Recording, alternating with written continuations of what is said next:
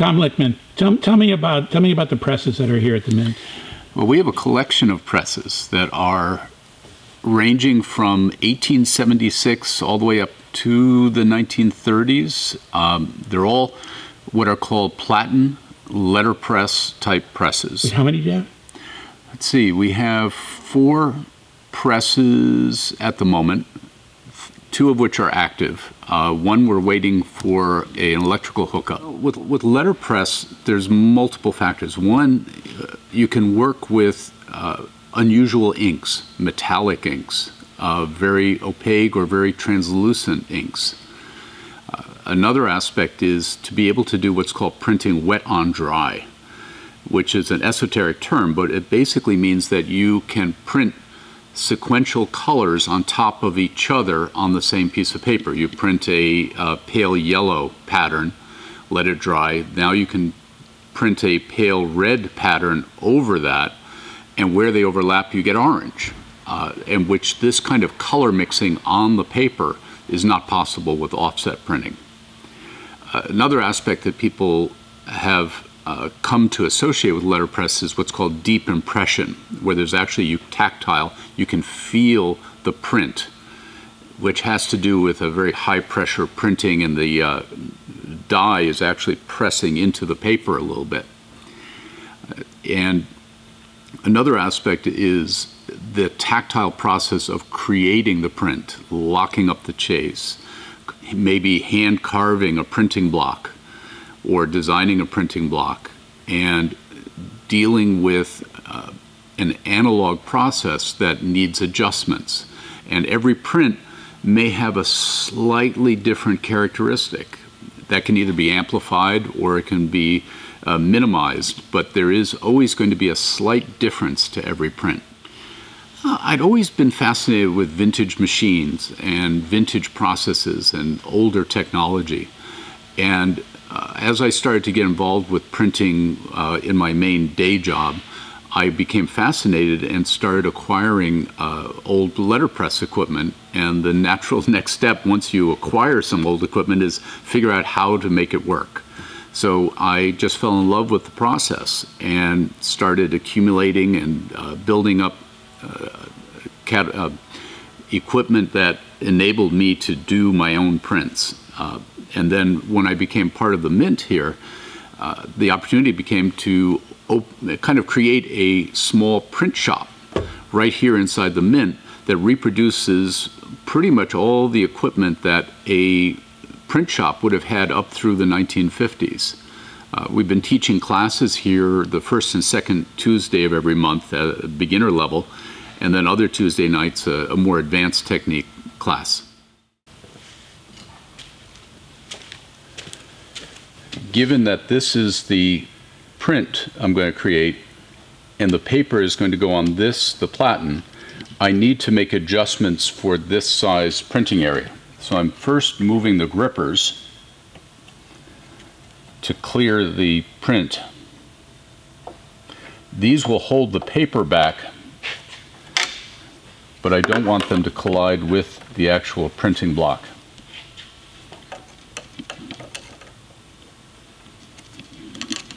So I'm checking for clearance, moving these aside.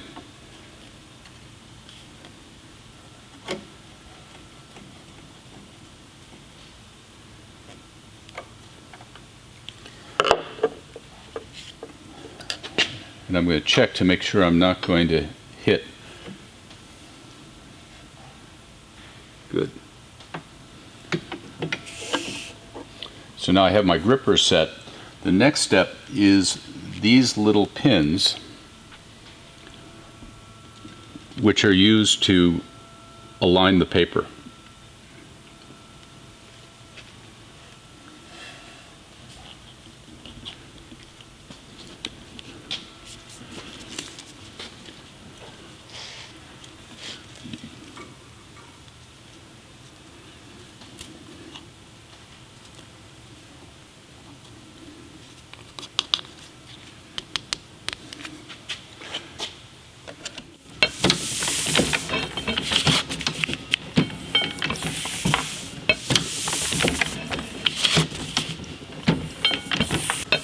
It becomes a meditation.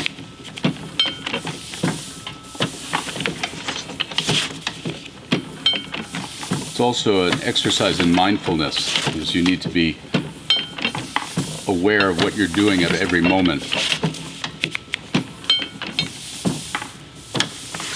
Is the paper going into the guides correctly?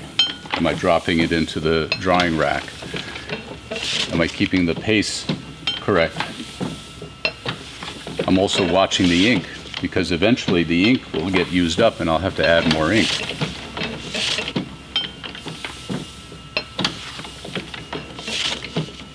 Every so often glance at the print, make sure I'm still going good.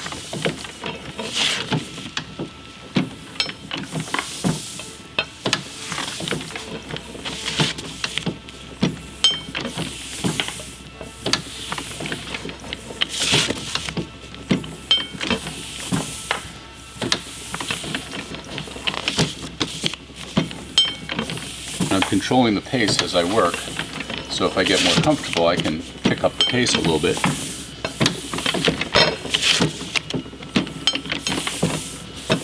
Get a little more work done quicker.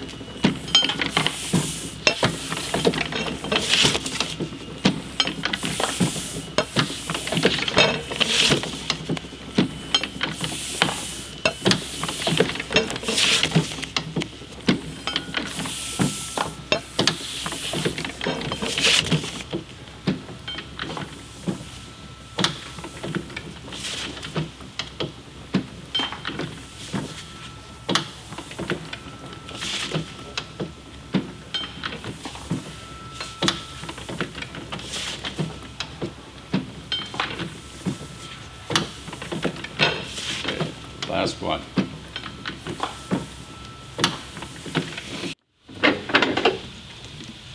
Okay, fire away.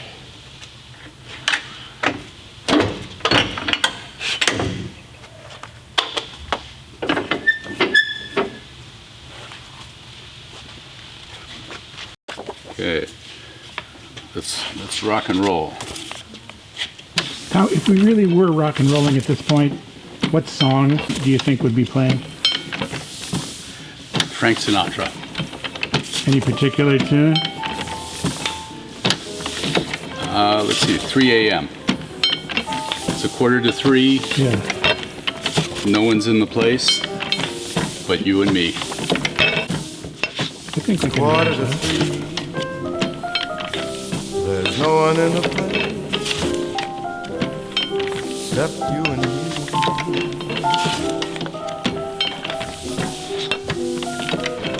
So set 'em up, Joe. Without a doubt, there is an attraction to using antique technology to create modern day art. Why do you think that is? I think society as a whole becomes enraptured with whatever is new. I remember in the 60s, 70s, plastic was the rage. Everything had to be made out of plastic. And then eventually society embodies plastic and it just becomes part of the terrain. And modern digital experiences, social media, digital trading cards, YouTube videos are all intangible, and they're the rage right now.